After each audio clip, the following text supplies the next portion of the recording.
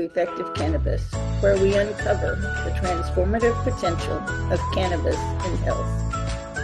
Our platform is more than just a repository of stories. It's a beacon of hope and knowledge in the pursuit of informed self-care. Welcome to another episode of Effective Cannabis Conversations, where we unbox the science, spotlight the stories, and explore the why behind cannabinoid therapies and the endocannabinoid system. I'm Debi Wimberly, founder of the Effective Cannabis newsletter, and joining me today is Alex Eckman, a cannabis chemist, educator, who's helping shift the science around how we view cannabis and healing. Hi, Alex, and welcome. Thank you. I appreciate you having me on today. Great. So before we dive in, would you mind just sharing a little bit about yourself and who you are? Because I know you can do it far better than I can. Yeah, my name's Alex Eckman. I've been a part of the Michigan cannabis industry for nearly a decade now. Started as a caregiver and med card holder back in 2015, 2016 at a dispensary in Ypsilanti, Michigan. That was very kind of gray area or gray era, early med cannabis days in Michigan, and really quickly found a passion for the plant. I used it medicinally to treat a couple different chronic health conditions that I had, ranging from chronic pain, insomnia, and then some complications with my type 1 diabetes. And, that's what really kind of led me to cannabis initially, was just finding treatment for myself. And after really seeing the effects of it and how effective it was, it really caused me to just kind of dive headfirst into it. So I tried to learn everything I could from YouTube University and the various forums that were out at the time, Future 4200 being kind of one of the biggest ones. And yeah, entered the cannabis industry kind of officially in 2016. Quickly transferred to managing extraction labs, had found kind of a passion in that, being a caregiver and supplying my patients with early butane hash oil concentrates and Rick Simpson oil type tinctures. So in 2017, the state, at the time it was being run by Lara, was the regulatory body. They basically said that any caregivers still acting at the time would never be able to get a license, and kind of put out this blanket threat. So the lab I was working for shut down, but I still had bills to pay. So I found a lab that was operating out of Detroit and went to work for them for a couple years. Again, kind of regulatory limbo, made that lab temporarily shut down in 2019. And I just wasn't really able to find a cannabis job really in my area. It was still kind of far and few between, pre even recreational cannabis days in Michigan. And so I remembered seeing a Facebook ad for this new cannabis bachelor's degree that was popping up at a tiny university in Sault Ste. Marie, Michigan. One that I'd been in Michigan all my life. I'd never even heard of this university, but it was a bachelor's of science in cannabis chemistry. Went up and toured that university probably around November of 2019, and officially made the move up here in May of 2020. It was definitely a interesting time back then. I mean, we had the pandemic going on, and this was kind of my first time attending college, let alone having had a handful of years off between high school and this. So it definitely took a second for me to kind of get my wheels spinning again, had to almost relearn how to learn, but quickly just saw that passion for cannabis and cannabis education just blossomed and grew. The university provided tons of education and hands-on experience as well, being one of the only universities that grows hemp on campus, will extract it on campus, and then we've got a full Agilent analytical testing suite, so we can actually do like state mandated potency test or terpene test, heavy metals. And a lot of interesting research was able to come out of that university as well, or we're starting to see come out of the university. And that's what really kind of narrowed my focus away from the production side of things and more into the research and chemistry side. Well, it sounds like you've had a very thorough background and experience in this field. I want to know, did you have any stigma around cannabis and when you first started looking into it? And can you explain to us what that was like and how Yeah, you managed to move from that? absolutely. So I'm 29. I'm a product of that DARE era, just say no type of propaganda that we all had in middle school and high school. And beyond that, my dad was actually a police officer growing up. So we were a very anti-cannabis household. My mom was a nurse, and they kind of preached growing up, like, you don't use cannabis. If anyone's around you using it, call us and we'll come pick you up. Of course, that never happened, but so it was very kind of anti-cannabis starting out. And then right out of high school, I actually went into the fire academy and was a firefighter for a year and a half before the medical issues really started to arrive or arise. And that's when I medically retired from the fire service so that I could really kind of go into cannabis. But all that to say is certainly had a anti-cannabis stigma growing up and imparted on me for in the first half of my life. And honestly, looking back, I don't know what really compelled me to really initially try it. I guess I was always kind of a black sheep of the family, and always willing to rebel a little bit. So maybe it was a little bit of that, or just willing to try anything to get some reprieve from the health issues that was going on back then. I had a lot of chronic pain and a lot of insomnia coming up. Thankfully, at that time, it wasn't too much of the diabetes complications yet, but as I come to learn that cannabis would also help those as well. So honestly, I think it was just a random, like, hey, we'll give it a shot, see what it's about. And after consuming a couple times, I realized like I might not have been taught the correct things, or maybe everything that we were told about this plant isn't necessarily correct. I'm not gonna go crazy after smoking it the first time, or um, like have a schizophrenic episode like the Dare era would kind of paint that picture of. And it actually worked out really well. I remember kind of sitting there and thinking to myself, like, oh, wow, this is mind blowing just how perfectly good and normal I feel. Why is this demonized?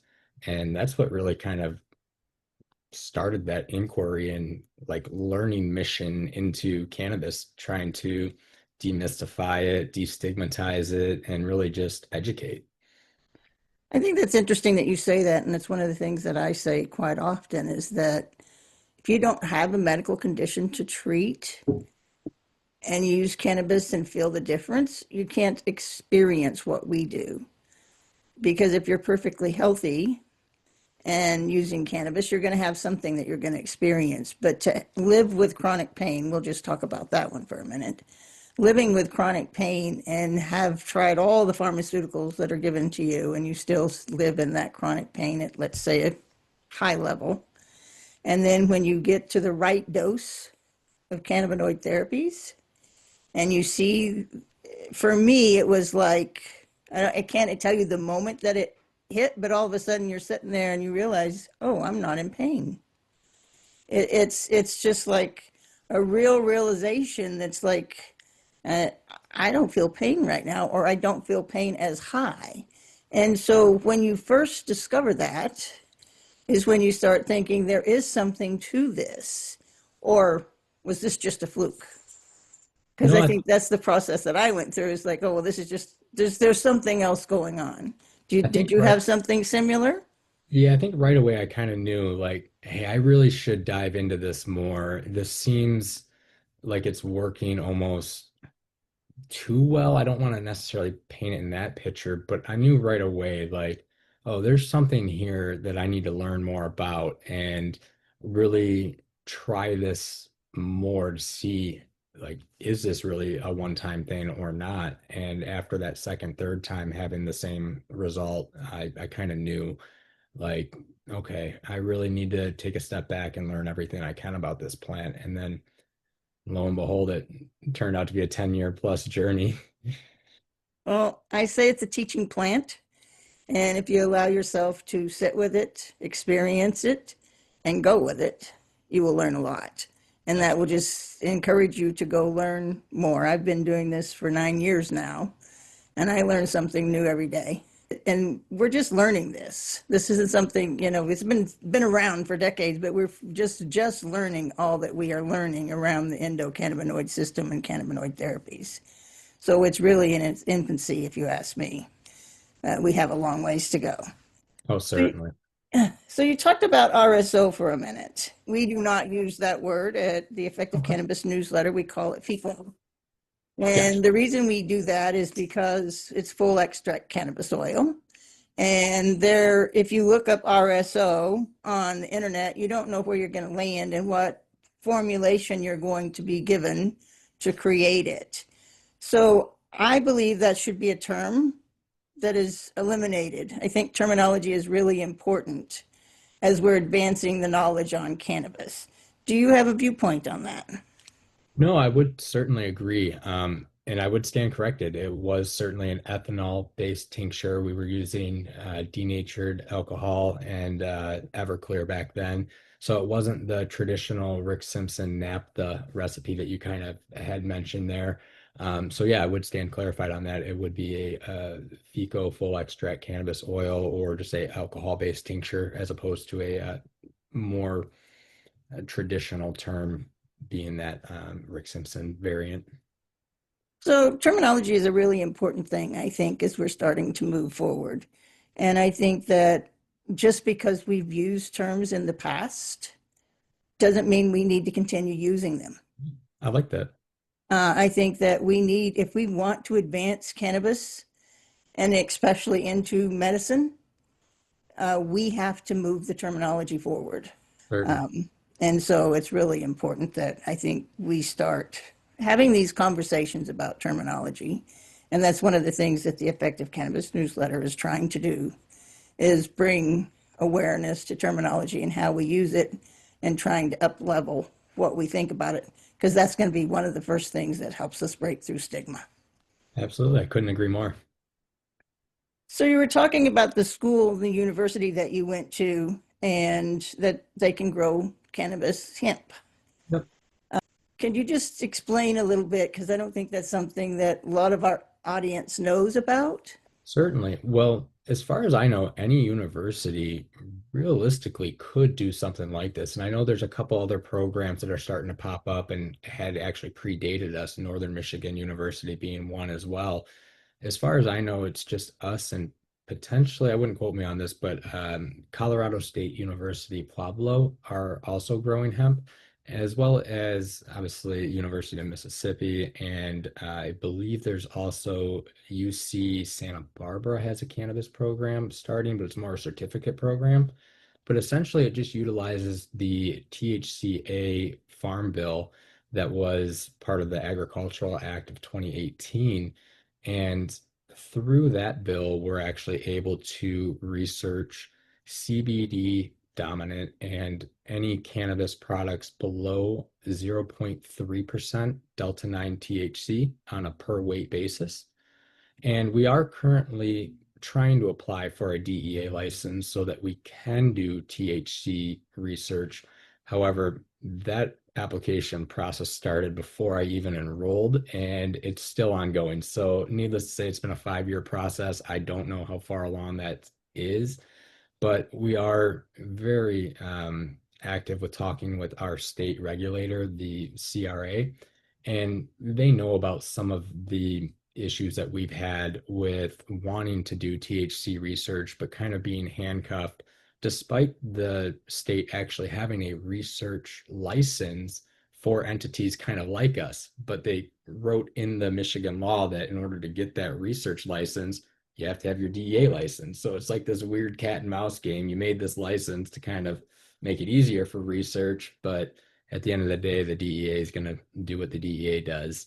So we are able to do CBD and the CBD derived cannabinoid research. So recently I took part in some vape cart research. We used CBD carts, HHC carts, which is hexahydrocannabinol, and THCP, which is very similar structurally to THC, but just with a little bit different carbon tail length.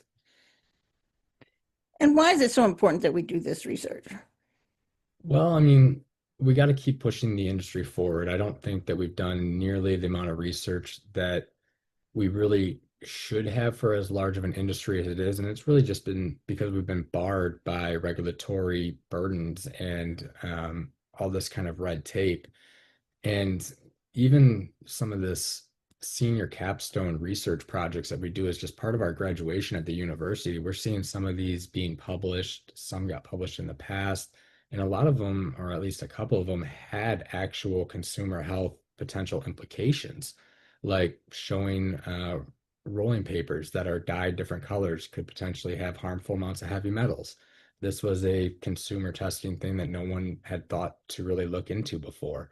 And through students being able to ask these type of research inquiry questions and the professors being willing to support that research, you get really interesting projects like what we're kind of seeing come out now. And it really just helps legitimize the industry and push it forward in a actual research backed way. Well, as someone that lives with chronic lung disease, and I actually do flower vape cannabis, I would never use a vape cartridge Mm-hmm. based on the information that I know about them today. I'm not saying that they're all bad. I have no proof of that. But I also know that it has chemicals they're made with that I don't want to put into my lungs. Can you speak to that a little bit? Yeah, certainly. So I was asked to kind of take off on some research that was a student had graduated, and it was really looking to develop a new method of heavy metal testing cannabis vapes. And essentially, it was because we saw some peer-reviewed literature showing that maybe the currently accepted way of doing it may have some reproducibility issues, meaning that if we had identical vapes and tried it multiple different times, we might get different results. And that was based on the particle shape and size of these different heavy metals that are shedding into these vapes. So, initially was going to kind of dive into method development for that and try and make a new way of doing heavy metal testing. But we ran into a bunch of issues really quickly with this kind of unknown white powder developing in our sample preparation method. Essentially, what we were going to do was dissolve the cannabis vape in a solvent, pass that solvent mixture through a filter, and then the filter with very, very tiny pores on it would catch any of our heavy metal particles down to the micron size. We would then put that filter under a scanning electron microscope, which is actually able to count all those particles using some fancy software. And we were hoping that that would really kind of work. But like I mentioned, we had this weird unknown white stuff coming out into that solvent solution. And it was causing a lot of issues because the scanning electron microscope is basically like a microscope, but instead of using light or optics to kind of make an image, it uses an electron beam. So kind of like a lightning bolt. And we were actually catching our filters on fire and volatilizing this white unknown stuff and causing all sorts of issues with an expensive instrument like that you don't want to happen. So we took a pause and said, well, let's see if we can identify what's really coming out and what we have here. And after about a year-long process, and it's still kind of wrapping up here in the next couple weeks, we hope to have it submitted for peer review. But we were able to demonstrate that we had microplastic polyester leaching in the form of what's called PCTT. It's kind of similar to what you would see in water bottles, very similar plastic, but just slightly different properties to make it a little bit more thermal and chemically stable. Ultimately, though, we found that up to 1.61% on a weight by weight percent basis of our starting vape oil was this microplastic in some of the worst offending vapes. So when you think of your vapes having a terpene concentration, which is what gives them their flavors of anywhere between 3 and 5 to 6%, and generally you have 5 to 10 terpenes making that up. Well, we had 1.6% by weight of microplastics in our vape samples. That's pretty alarming when you compare that to, just our flavor ingredients like terpenes. So that was one of the first studies that I know of looking into microplastic leaching into the cannabis vapes. And we tried all sorts of different vapes from your 510 threaded cartridges, your pod style, the disposables, postless ones, and found that all of them either leached metals to some degree, silicates, which is basically like a glass particle, for lack of a better term, or microplastics. And that was depending on if it was a glass construction tank or a plastic polymer tank. And so certainly lots of kind of unknowns coming from these vape cartridges. And I think it's just simply because we haven't had the chance to really take a look at these, especially after 1 or 2 years of sitting on the shelf, like some of our worst leaching vapes were at about 2 to 2.5 years of age. So what we had previously thought may have been a safe polymer to use for these vape tanks, after 2 years of sitting, turns out we potentially were wrong on that. And so that kind of just underscores why it's important to keep doing this research and research like this, because you may think that something's safe and it could be perfectly fine for the first year, but at year 2 or year 3 of sitting on the shelf, it could be a completely different story. Well, and everything you talked about there should never be consumed in your lungs. Exactly. So it's really important why these research studies have to take place. And if I'm not mistaken, most of our products that are on the shelves in our cannabis dispensaries are not really researched at all. Yeah, I mean, you could certainly make that case. I don't know of any brands that do tried and true shelf life testing at like the FDA level rigor, or that employ material scientists when they look into vape cart formulations. Especially because when we think of these terpenes, there's research literature out there showing that some of the same terpenes in cannabis can act as a green solvent similar to hexane, which is a nonpolar solvent, and you know, certainly has the potential to dissolve some of these microplastics and polymers and other unknowns.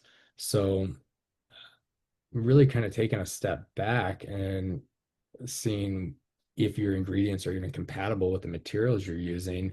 That's something that myself, running extraction labs back in the caregiver days, I didn't even think of that. And I mean, who would have really thought back then? So, you know, there's definitely a lot more research to go, and I'm excited to see kind of where this industry leads, but certainly a lot of kind of unknowns still out there. We just want to make people to be aware there should always be a COA, Hmm. certificate of analysis with any product that you're consuming, so that you do know as most that you can about the testing that has been done on it. And just use your common sense of what you are consuming and how you're consuming it and how is it going to benefit you. Certainly, yeah. And I like how you said or mentioned as best as you can, because we know that lab shopping is an issue with a lot of labs. I mean, there is sadly a incentive there where if growers are not getting the numbers that they want on either THC, kind of is a dying thing. Now we're seeing terpene inflation being an issue because that's the hot topic of the day. But lab inflation is a thing. Beyond that, something that I've learned at this university is just human error can certainly be a thing. I mean, all these numbers that you see on your COA, Before that, those are just little peaks on a chart, and they just look like little lines up and down. And it's a person determining what peak is what compound and doing the math beforehand, making sure that you pipette everything identical every single time. It's very meticulous how the testing is done. So whether it's intentional, being the potency, inflation, or just kind of altering of the true number, or accidental through a ton of different variables, the COA is never going to be perfect or dead on. And especially when you consider the time from when the COA was done to when the consumer gets it, certainly tons of degradation or changes, I should say, can happen in that time period as well. And I'll just say that right now, you just really need to be aware when you're consuming any product. You need to pay attention to what is happening within you and listen to what your body's saying. If something doesn't feel right, there's a reason, and you should allow yourself to step away from it and say, probably that's not the best product for me. Yep, I really like that advice too. So, yeah. So we often hear the terms sativa and indica when we walk into a dispensary, and they're two words that describe the effect that we have when we can are engaging with different varieties of cannabis. Do they still do they identify cannabinoids accurately, and what role do they really play in science of cannabis? I don't think so. And it kind of goes along with what you were saying earlier about making sure that we're using the correct terminology, or at least being able to move past the terms as we kind of evolve in the industry. Because for me, I think that the genetics have been so hybridized to this point where it's very, very unlikely that you're going to have a true landrace original sativa or indica. And for me, really, those terms describe plant morphology. So they're explaining, does the plant have a tall, stretchy structure with broad leaves or skinny leaves, or does it have a short, bushy structure? So it's tell me what the plant looks like. And sure, back in the day, those original genotypes had different cannabinoid expression. But as we've hybridized so far and have really come along so much, I really don't believe that it really holds much weight anymore, where this tall, lengthy plant's going to make me creative and energetic, where this short, bushy plant's going to make me sedative. Um, and beyond that, too, who's to say that one grower's indica is the same exact cut and strain as another one? Like my Blue Dream could be completely different than your Blue Dream. We know that environmental factors can certainly play a role in your cannabinoid and terpene expression. If my room's 120 degrees, I'm never going to get any terpenes lasting in that final product compared to, a correct atmosphere and environment. And then we also know that even if you're taking a clone every single generation of that plant and kind of keeping that mom going in perpetuity, you can have epigenetic drift, which is a phenomenon that occurs basically like as we age, our DNA and our cells aren't identical. They slightly change over time. The same thing happens to your mom in these clone plants. So even then, one grower's plant might have different cannabinoids and expressions from harvest to harvest. And I've even seen it from room to room, where if you just have a hot spot in one room or slightly better airflow in one corner than the other, you can have slightly different cannabinoid and terpene expression with the same clone from the same mother. So, with that said, how would you recommend that we transition away from those two terms? And what would you recommend for anyone walking into a dispensary to look for a product to be thinking about? So definitely going to say go to the COA, and it's an imperfect science right now. It's getting better, but I'll say like the tagline or slogan that I like is your nose knows, and By that, I mean take a smell at the products if you're able to. So I know some state laws are different than others. Thankfully, in Michigan, we still have deli style and we're kind of able to take a look at the product beforehand. But take a smell on it. See if it's something that you remember having positive effects from in previous experiences or trials, or if it's something very off-putting, it's probably likely that you might not like smoking it. I know there's some strains and some terpenes out there that it gives me almost like an allergy, kind of runny nose effect when I smell it right away. So I just avoid those types of strains because when I smoke it, they tend to be a little bit more irritating to myself.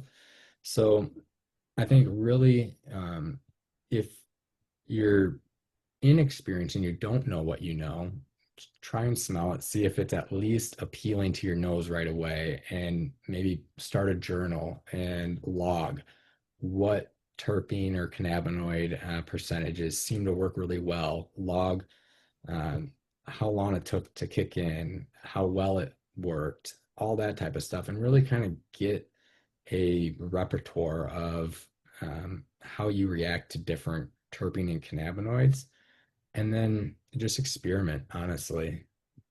It's a lot of trial and error still today. It's very confusing, especially for somebody that's a new medical patient walking into a dispensary and they say that I want something for my chronic pain. But I think it's just through trial and error, you can build up that knowledge of at X dose, Y response happens. And you can kind of go low and slow, titrate up to your dose. You can always take more. It's way harder to take less. Most people don't know that there are cannabis specialists out there that you can consult with, especially if you're new, before you ever enter the dispensary, and maybe they can help guide you. If you're not familiar and not comfortable, I highly recommend that you connect with someone that is specialized in this field, that has done the training and the research. Let's talk about safety profiles a little bit. And are there guidelines that should be understood about cannabinoids in general? And what do you wish more people or providers knew today? So, when it comes to safety, I'll say that the phytocannabinoids that we know of, the main ones being THC, Delta 9 THC, and CBD, you're not going to overdose on it. They're a very safe profile. With that being said, you can certainly have a bad time. So it goes back to know kind of your dose response curve and certainly just take it slow. Whether that's taking a half of a joint and then smoking the rest 10 minutes later, or waiting an hour, hour and a half after that edible dose before taking another dose. If certainly if it's a new product or you haven't tried edibles, I'd say that's going to be the number one thing. And then beyond that, obviously, like it is an intoxicant, just like alcohol. You shouldn't be driving on it, especially if you're unaware of that dose response curve or don't have a tolerance. I know it's a hot topic right now, the whole driving impaired thing, but for safety's sake, we'll just put it out there for the legal disclaimer probably as well. Don't be driving high and impaired.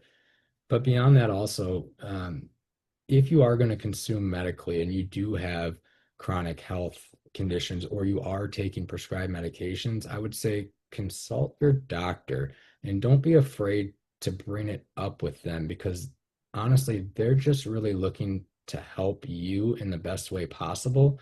They're not looking to rat anyone out.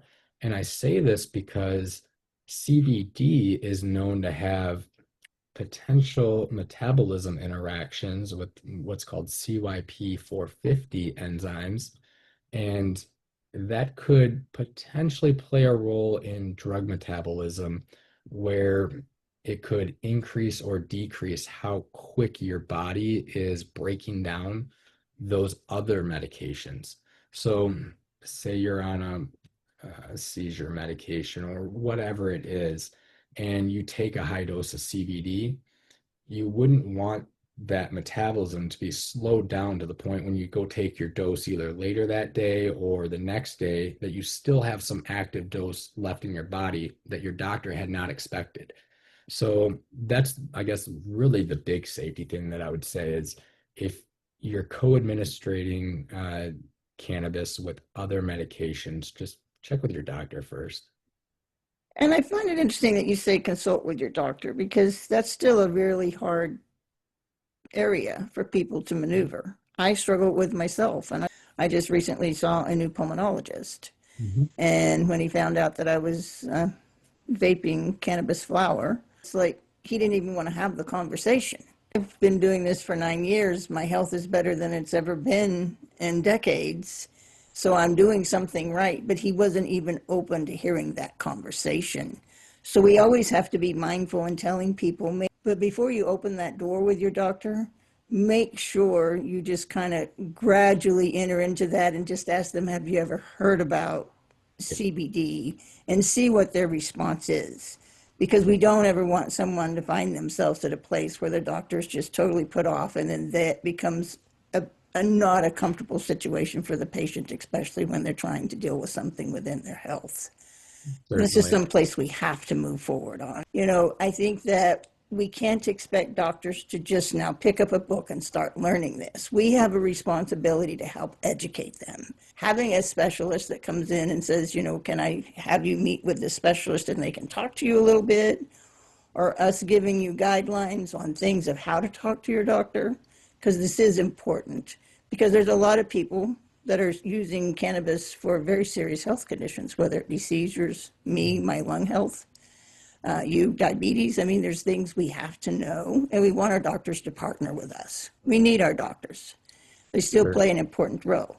But you are your best guide in your health, and no one knows you better than you do. So we're looking for doctors to start partnering with us. Absolutely. Yeah. Always advocate for yourself. And I definitely agree. There's doctors that are more knowledgeable and doctors that are less knowledgeable.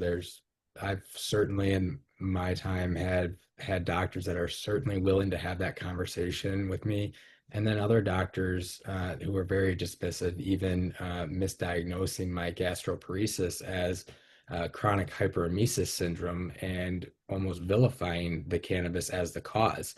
And it wasn't until I almost had to prove them wrong through a long bout of quitting cannabis, showing that no, the nausea vomiting's still here. Look, when I consume, it's still here. So it's not the CHS, it's something else. And then we went down a whole nother trail to really find out it was this gastroparesis. But um, I mean, yeah, being open with them can certainly have those drawbacks, whether it's dismissive doctors, wrong diagnosis. I know even when I was seeing chronic pain specialist, I was a little bit hesitant to mention it to them because that could dictate what medications they prescribe. So there's always that in the back of your mind as well. And you always hate to hear that patients have to kind of tread water around your doctor. These are people that you would hope that you could have the most open conversation with. And, we can just hope that as the education gets out there, as more doctors learn the endocannabinoid system, just simply because it is a massive regulatory system in the body, um, hopefully that starts to change. Well, you can always take a book. So that's a very informative book, and with you to the doctor and say, can you read this? A book is a lot. That's one of the things we tell people with the newsletter, because we have specific topics every month. So if you have, like this last month was anxiety and depression. This month, this issue that we're working on right now is going to be cannabinoids. So if there's something in that that talks about your health conditions and that cannabinoids could help that, then maybe you could take the newsletter in and say, could you read this and see if this is something that might help me? What do you think?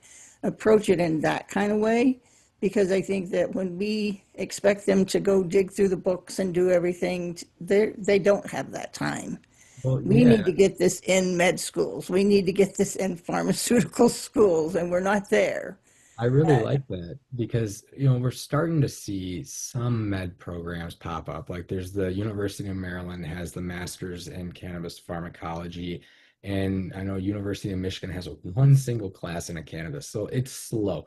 But when you look at like a general practitioner or just your family doctor, they could see potentially hundreds or thousands of different types of diagnoses across maybe 30 or 50 people a day.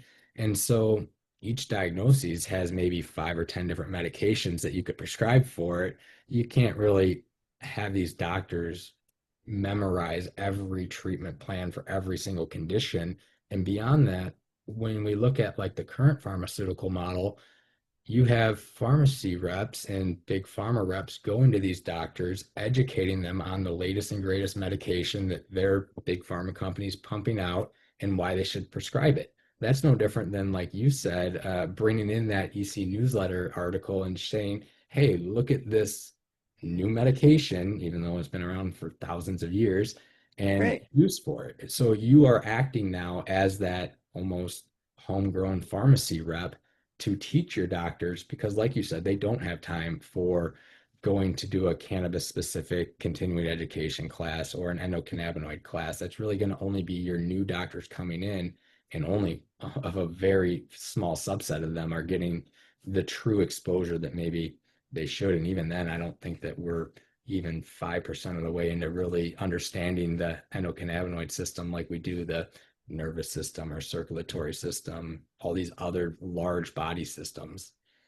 Well, we can't. We haven't given it the time and the attention that we've given all the other regulatory systems. Exactly. And we are strapped in our research. I don't find a lot of doctors don't even know what it is. This is where we, as advocates, educators, patients, scientists that are in this field, because there are scientists, pharmacists, and doctors that are in this field. There's just not enough of them to go around for the number of patients that we have in the country Certainly. to see everyone.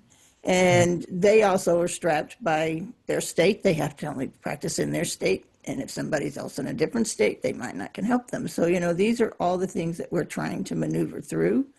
But we do see, and I'm writing an article for this next issue, that over 40 plus conditions, we're finding that cannabinoid therapies are bringing good success through all of our testimonials and the research that we're doing. Having that data from the lived experience is really important because these are people that are living a better quality of life today than they were on the pharmaceuticals. And I believe anybody that goes into medicine wants that to be the case.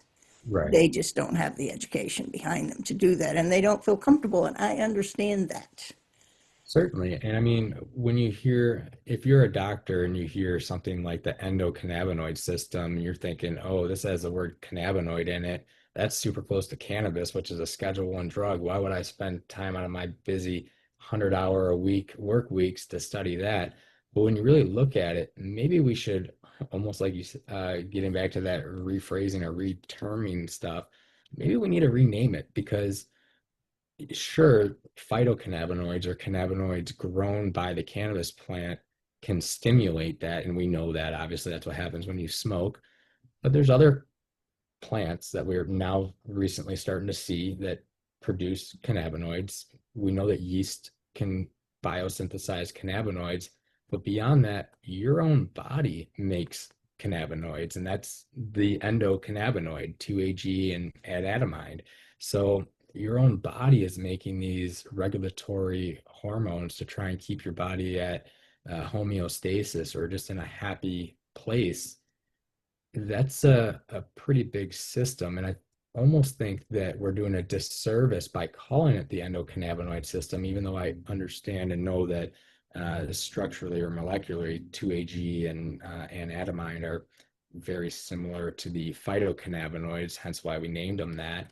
But it could be something where almost we're sadly imparting some stigma on that whole entire regulatory body system simply by having the word cannabinoid in it. Um, and it's important that these doctors kind of look past that and be like, hey doc, I'm making these cannabinoids. Let's look into these a little bit more. Not a bad idea. because we need to move this forward. This is making true advancements in conditions that we live with that people haven't had help with for years.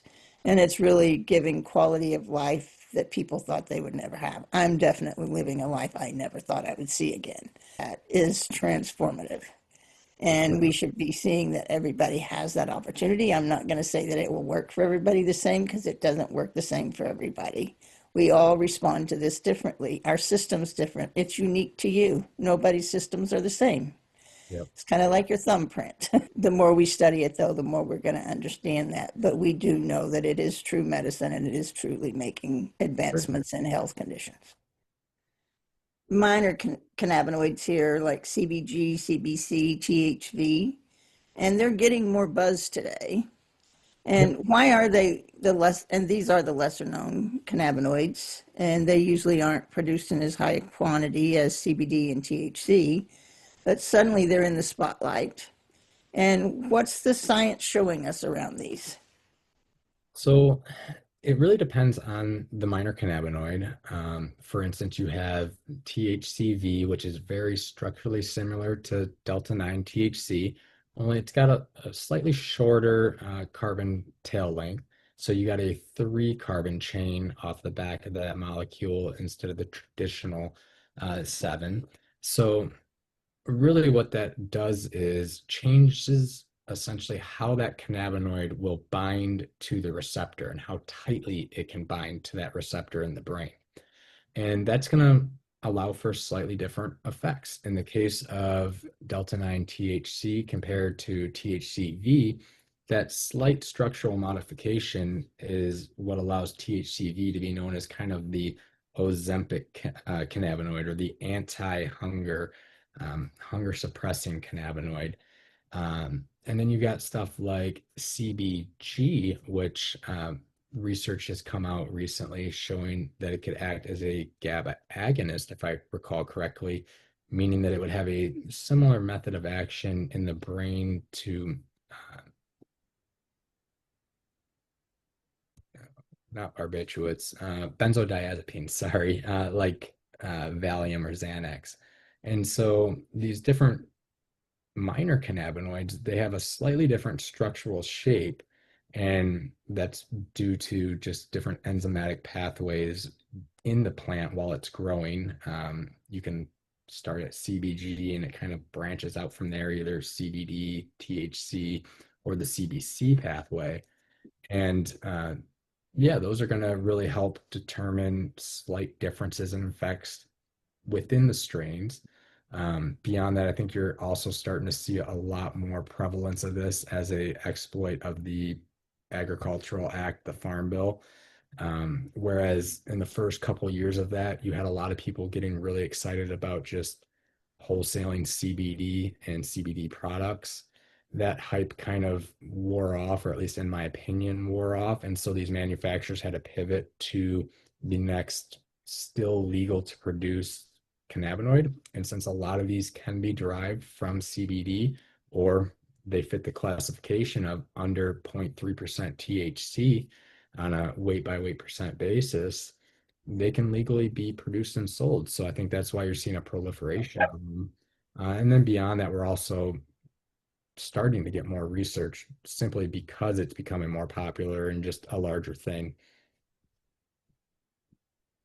Well, and I think it's interesting that you were talking about the binding to the receptors because when we think about, I always think of the receptors kind of like the motorcycle with a sidecar, Mhm. and THC's in the main seat, and then we have CBD attaches to the sidecar.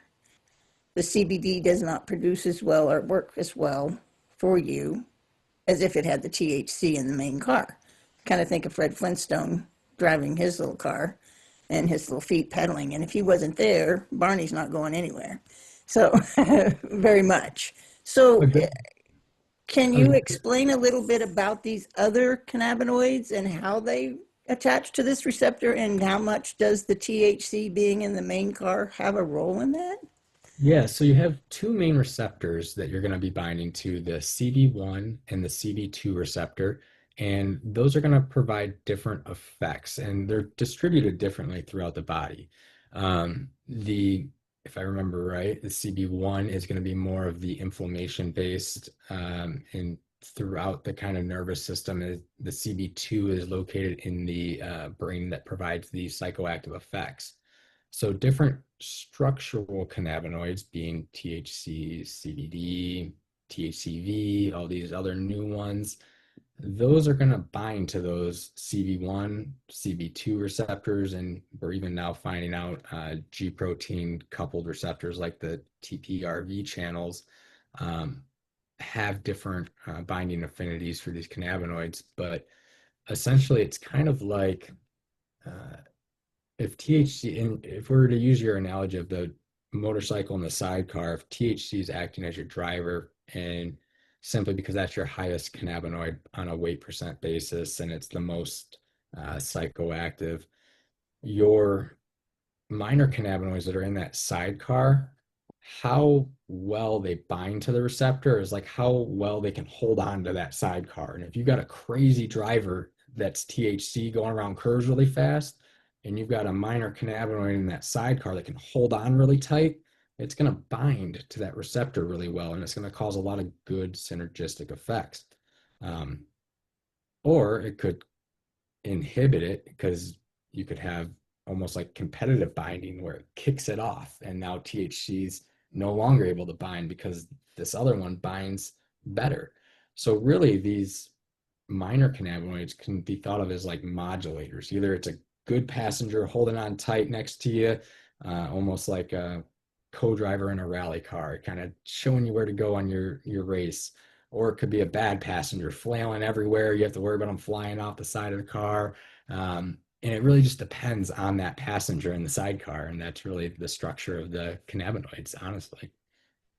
I love this conversation. I just love thinking about how all this works and the analogies that we come up with and use for it. But I think it's important to understand it's identifying how your body is feeling when Mhm. you are using and introducing any of these cannabinoids into your system, and keeping really good notes. Ended out with edibles because I was afraid to use anything inhalation wise with my lung health.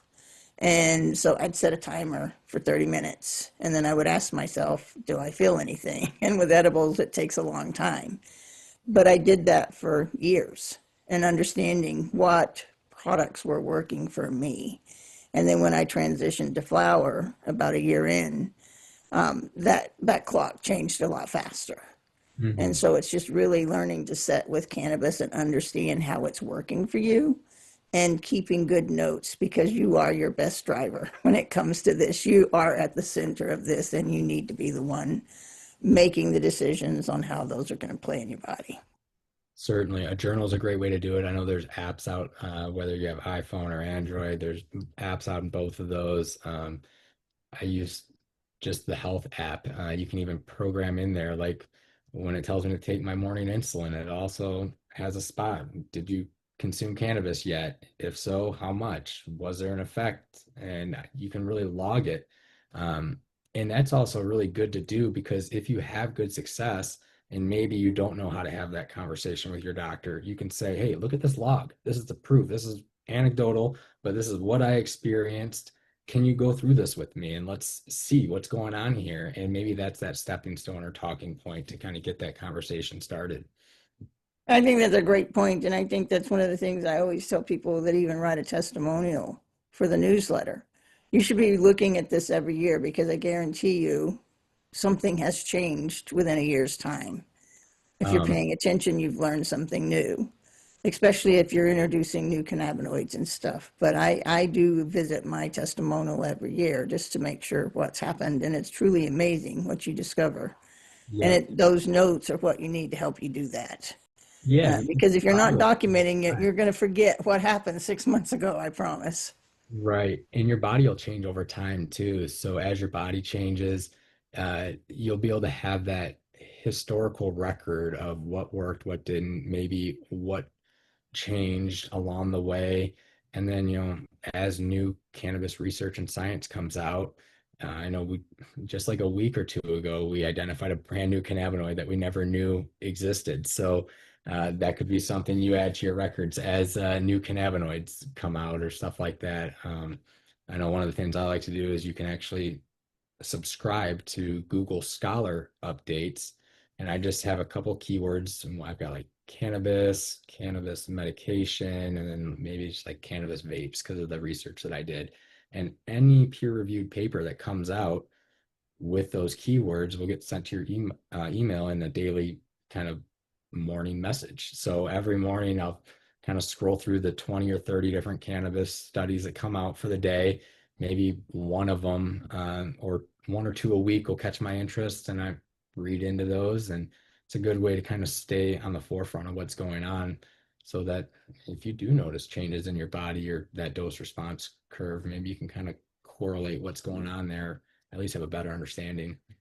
Well, one of the things we're not taught is to really be in charge of our health. We pretty much are born into the hands of doctors, and we're pretty much told if something doesn't feel right, doesn't work right, just go see your doctor. And I believe that we in cannabis that are using cannabis for medicine have learned to really get to know cannabis and ourselves. Right. And so we've learned how to start listening to our body. Your body speaks to you on a daily basis. Whether you listen or not is a different subject, but it speaks to you, and it's important that you do listen. Sometimes it whispers and sometimes it screams at you. And, take the time to listen to it. And that's the same thing that you do in the experience that you learn with cannabis is to do that. And I believe that's something we should be teaching kids. Absolutely.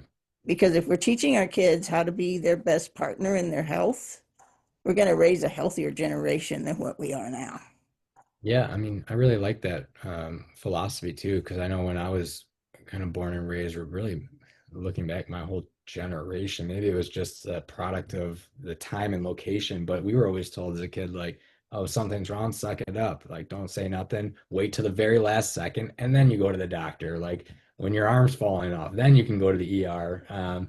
And as opposed to maybe we should be a little bit more in tune with what's going on, and that could very certainly prevent that snowball effect that we really kind of run into a lot by doing that outdated mentality.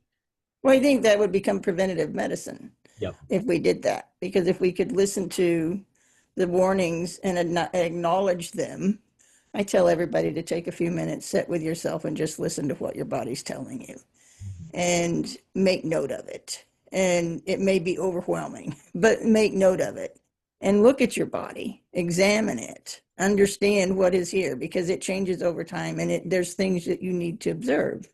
And that's something we teach our kids to read, we teach our kids to walk. It's something we can teach them. It's Right. just we need to start doing that.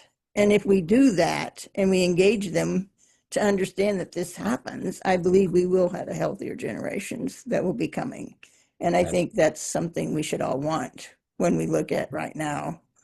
Over 50% of adult Americans live with at least one chronic condition, and that was pre-pandemic. We're not moving in the right direction.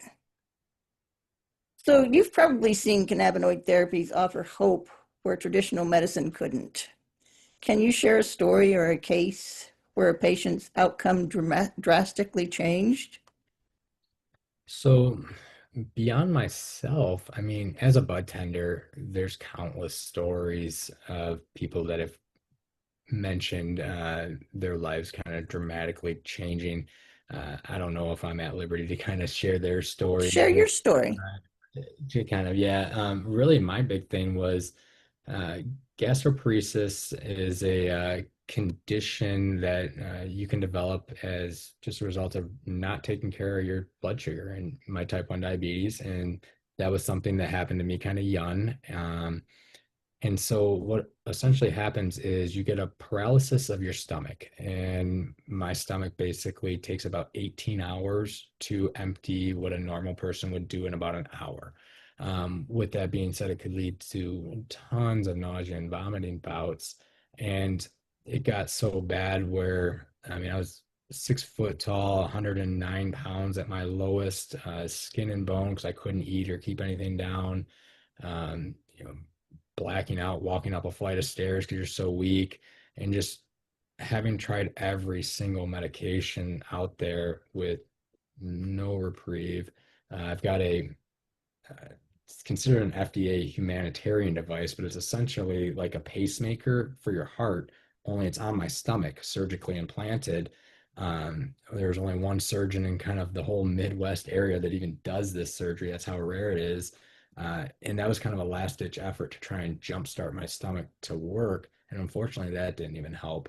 So, cannabis isn't a perfect cure all for me, but it certainly does ease the nausea when it's really bad, or um, it kind of offered that light at the end of the tunnel and showed me that there is, a way forward. It's not going to work every time. It's not going to be perfect every time, but it's better than the current means, and better than at least my prior alternatives were. So it really just it allowed me to kind of live.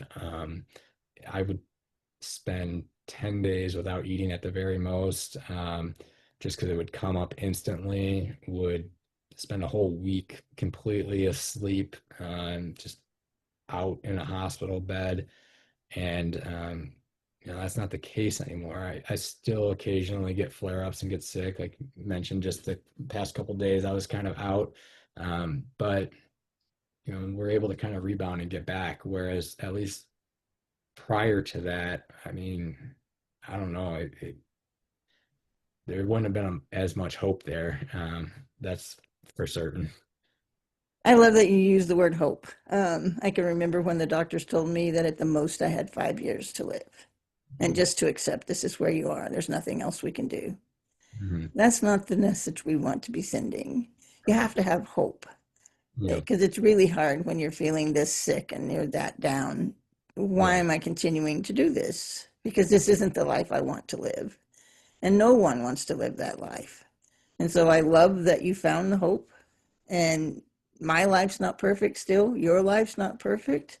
But I bet you would take this life every day over the one you had. Absolutely. Yeah. Yeah. And that's what makes what we do so much fun, because we get to actually, explain to people how that's possible and maybe it could work for you. And Right. seeing someone walk that and come through on the other side and see them improve their quality of life and living life again. I just existed from moment to moment. Mhm. That's not a life. That's not living. And I'll take this every day. So, yeah, I'm so thankful that you have found something that helps and works for you, and that you get to share your story. So, Thank thank you. you. Likewise, too. I'm glad to hear that it's helped out a lot for you as well. Yeah. Yeah. Well, we're not the only ones. This is the thing. There's so many stories that we hear that people are doing this. And that's why we need the research. That's why we need to hear these stories. These stories become important. I used to get frustrated with my pulmonologist when I first was going through this and establishing that cannabis was making a difference in my health. It's like, let's just tell the person in the next room that this is making a difference. And they were like, no, we can't do that.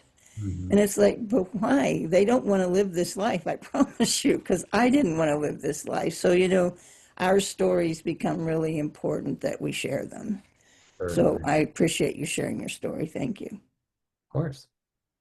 So if you had to pick one cannabinoid that fascinates or inspires you most, which would it be and why? Let's get nerdy here and just have a little fun. Yeah, so CBD methyl ester is one that I've been just recently starting to learn, and it was through a book actually. Oh, it's on the bookshelf way over there. Anyways, it was a CBD book actually, one that I wouldn't have thought to pick up on Amazon, and really it was presented as a potential nausea, vomiting. Uh, Medication with much better properties than just CBD alone. So we know that CBD works phenomenally for nausea and vomiting. This methyl ester version of CBD, and I know I'm probably going to butcher the numbers. I think it's HU158 is kind of the um, nomenclature around it, but CBD OME or CBD methyl ester is kind of one of those synthetic cannabinoids. It's not a phytocannabinoid, but it's still a cannabinoid nonetheless. I don't like to kind of say good or bad between synthetic, phytocannabinoid, or endocannabinoid. They're all cannabinoids, whether it's from my body, the plant, or a beaker. Um, they all have purpose. And this one, I think there's not nearly enough research out on it. So we're still probably 5 to 10 years away from really fully understanding this. But from what I've kind of gathered, how it acts on the serotonin receptor and the 5-HT1A and 2A receptors, it has the potential to potentially combat nausea and vomiting much stronger than ondansetron, also known as Zolfran, which is a very commonly prescribed medication for antiemetics, very oftenly given to chemo patients to control chemotherapy-induced nausea and vomiting. And it does come with a potential host of side effects, one that unfortunately did kind of affect me, where whenever I took Zolfran, although it did help a lot with the nausea and vomiting, it would cause really bad tachycardia, which is a very fast heart rate. So certainly you don't want to introduce cardiac issues um, to kind of relieve the discomfort from nausea and vomiting. So something like this potentially could have the nausea, vomiting relief without any of those cardioinvasive effects. Beyond that, another cannabinoid that I think is a little bit more well known that I'm excited about is cannabigerol, CBG. It's kind of known as the mother cannabinoid, simply because that's where they all start out in the plant. The CBGA synthase will create CBG, and from there, we, like I kind of mentioned earlier, do the THC, CBD, or CBC. But simply because of that anxiolytic or the anti-anxiety effects that CBG is known to bring, I think that could be a very promising one to combat the benzodiazepine epidemic that I think we're starting to see proliferate. Thankfully, not as rapidly and as bad as the opiate epidemic, but I think that's probably a potential thing of concern on our horizon. And if you have something like CBD that can act in a very similar mechanism of action in the brain to that of Xanax, where it's essentially just quieting down the amount of messenger chemical that the brain secretes, and just kind of calms the brain down by not allowing it to send as many messages or talk as quick. You could potentially have a medication that acts like a Xanax without any of the deadly side effects. I mean, even just simply withdrawing from benzodiazepines can kill you. It's one of the two compounds that I know of, alcohol and benzodiazepines, that has that effect. So if we have something like CBG, um, could certainly have a lot of benefits when it comes to that type of use. Well, you taught me something. I've never heard of the CBDA methyl ester before, so you've taught me something new today. I appreciate that. Thank you. And I love CBG. I use it for inflammation in my lungs, and it's made a tremendous difference. One of the questions I get asked most is how can cannabis help with so many different medical conditions? And why are there so many different cannabinoids? Do you have any answer that you can share with that?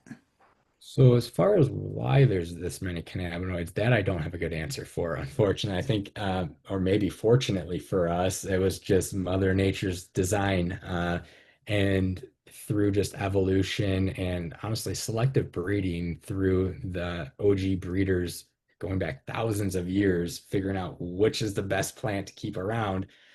So evolution and selective breeding kind of led us to where we are now. Um, I'm sorry, what was the other part of that question? Why can it help with so many medical Oh, yes. conditions? So when we look at traditional medicine, they generally employ one, if not at most two, pharmaceutically active compounds in their medication when they prescribe it to you. So, like if it's chronic pain, you could get prescribed an opiate like Norco, which is hydrocodone mixed with acetaminophen. That's one of the very few cases where it's two active ingredients compounded into one. And then, about 98% of that pill is just inactive binder. But really, you just have two compounds that you're consuming that are known to be active when you take a traditional medication, or in very most cases, it's just one. because you only want one variable that you have to test for or control. Whereas cannabis, we know we have hundreds of cannabinoids that we can produce, each with different pharmacological effects. And then we also have hundreds of different terpenes and flavonoids and all these different biologicals that each exert pharmacokinetic and pharmacodynamic effects on us. So cannabis is really kind of this salad mix, pun intended, whatever, of just a ton of different pills in one. And it's just, instead of being in a large dose concentration like a pill, it's just scattered throughout the flower, the extract, your edible, um, in those much smaller doses. But I think because you're really looking at it as an aggregate of all these several different pharmacologically active compounds being taken at once, that's why it's able to treat so many different diseases or conditions. Whereas if I were to take Advil, there's a pretty narrow window of what Advil is meant to treat, and then a arguably larger window of off-label uses for Advil. And it's the same for every medication. Whereas cannabis, just simply because you have so many compounds, you can just treat so much. And I think it's also engaging with the system that it's Sure. designed. I think the plant was given to us, whoever put it here, knowing that we needed it to help guide our health. That's what I like to believe anyway. And however it got here, it was designed to work within our system and provide us with the things that we became deficient in. Mhm. So I think that it's really an amazing plant, and allowing yourself to learn about this plant and about yourself is when you'll make the most benefits for what you're looking for with this plant and improving your daily life. This has been a great conversation. I really appreciate you stopping in and having this talk with me today, Alex. I've enjoyed it a lot. I hope our listeners have learned a lot today. Is there anything that I didn't ask you that you would like to share? Oh, honestly, I don't think so off the top of my head. I think we covered pretty much everything.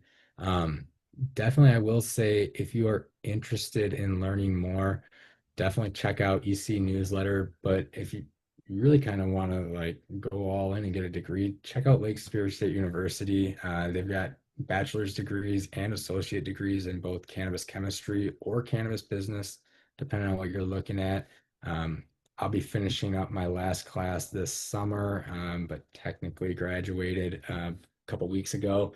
And I just could not say enough great things about this university. As someone who had been in the industry for several years beforehand and then went to double down with the degree, I thought I knew it all coming into this degree, and I was completely wrong. So, never stop learning, whether that be through newsletters, podcasts, online forums, or traditional education. There's always a means or a method out there. And I just say, like, keep pioneering, keep learning, and keep pursuing the passion that is this plant. But really appreciate you having me on today, and definitely had a lot of fun. It went by so quick.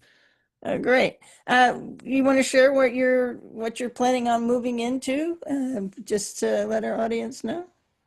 Yeah, so over the course of this summer, I'll be finishing up that class, like I said, and then working to put out a couple different peer-reviewed research projects looking into cannabinoids in vapes, as well as rosin press in vapes. So really excited for that. And then beyond that, um, I am a co-founder of a cannabis research company. We're trying to get launched up here in Sault Ste. Marie, Michigan. So currently in the startup fundraising phase. I'm excited to kind of dive into that more, but essentially looking to establish a small scale cultivation and processing facility where we would really use the facility for ironing out research and development projects, whether it be bringing new products to market or finding new methods to produce the current products, maybe a little bit better or cheaper, easier, more standardized, whatever it may be. So I'm excited to really kind of dive into that project, getting into the fall and the winter up here. And I think you're running a podcast where you're just talking about how you're doing your business and building it, and you're putting it all out on the table, which is something most people don't do. I find that very interesting and Yeah, invigorating. thank you. I appreciate it. Yeah, we're trying to build out in the open. I've never been like one to shy away from sharing all my secrets. I've always been a very outgoing or like open person. You can ask me anything. I'm never going to hide anything. So for me, cannabis has always been kind of gated in secrecy coming from the black market and then the gray area market or era market. Those days, like you made your money and you made your name by keeping those secrets close. And I don't think that's the case nowadays. I think that we're going to make our name and we're going to make this industry by sharing all of our knowledge. So I don't care if like we plan to share business plans, all of our financials, everything, so that not to like brag or anything, but so that maybe the future entrepreneur that's looking to see how to start a cannabis company in 2025, they can watch these podcasts and see step by step exactly what we did, where we went right and where we went wrong. Maybe have a good laugh with us along the way. I know not all of them are going to be all business. If we're going to just kind of bounce it around from chemistry, business, just general fun talk. So really excited for that. The YouTube is Alex Eckman Canna, and it's just the Higher Thoughts podcast. Awesome. I've listened to it already. I'm interested. And I love that you talk about it takes all of us. Hmm. That's why the newsletter was created as a collaborative newsletter, because I can't know everything and you can't know everything. And so I want to work with the experts in the industry. And it's important that you know who the experts in the industry are and that you're getting good quality education wherever you're landing, because we do know if you do a engine search, you can land in places where you don't necessarily get that. So Yeah, just make sure when you're doing anything and looking for education that you're making sure it's with good quality vetted education and people that are willing to collaborate, because I believe there's 8 billion people on this planet and no one person can teach it all. So not let's that. continue to collaborating, and I look forward to working with you in the future and doing another interview. Absolutely. I can't wait. Thank you so much. Before we go, just a quick reminder. The information we shared in today's show is for health awareness only. It is not medical advice or a substitute for consulting your doctor. It is here to help you learn, ask the right questions, and make informed decisions about your health and your care. We so appreciate you dropping in. Your time and support are invaluable as we strive to educate and advocate for the transformative potential of medical cannabis. Remember, you have only one health and one life, and no one lives them but you. Let's continue this journey together. Subscribe and hit the bell icon to stay updated on our latest conversations.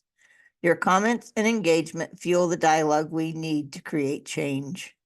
Until next time, stay empowered and keep exploring the wonders of your endocannabinoid system.